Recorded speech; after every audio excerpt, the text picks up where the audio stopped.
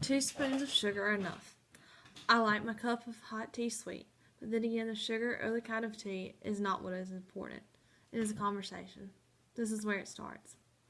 Edna Hopper, or Mama Hop, as my kids know her, prefers a good cup of hot tea before beginning any real long story. She is in her 80s now and recalls facts like they were yesterday, much less yesteryear. She has been a Sunday school teacher for over 50 years and is the longest living member of her church. She served as mayor in Unadilla in the early 1980s.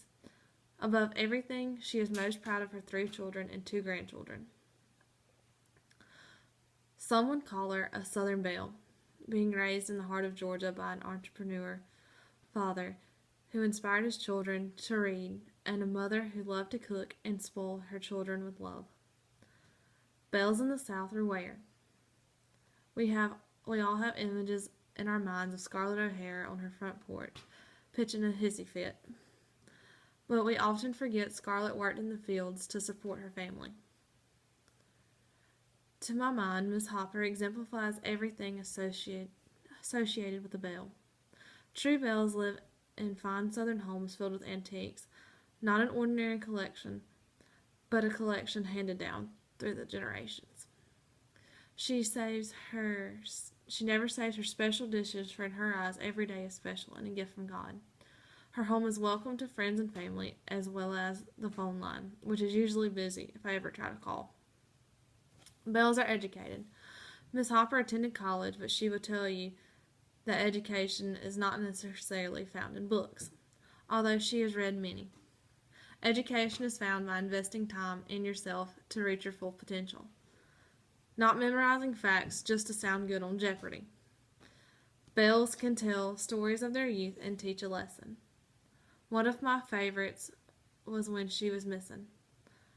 Her father looked everywhere for Edna, around the house, near the barn, in the yard. But alas, where could Edna be? With 5 children in the house, she was where she could read in peace. Her father, being wise and knowing his child's bent for literature, walked under the pecan tree. Without looking directly at her, or even letting on that he knew where she was, he called out, "Edna, if you can hear me, it's time for supper." After her father had gone in the house, Edna climbed down and went inside. The story is simple, but filled with a lesson. A father's love without yelling or scolding lovingly called his child to be with the family, with great respect for her space and care in his heart, for he protected her hiding place. That tree is still in her yard. I know where it is because I can see it out her kitchen window as I put my teacup in the sink. I believe when she climbed it that the tree must have been smaller because there's no way I can reach it. I learned this lesson over a cup of hot tea spoken by a true Southern belle. A lesson to me was to be patient with my children, learn to understand their bend or passion in life, and respect them as they grow. Maybe that is a lesson we can all learn.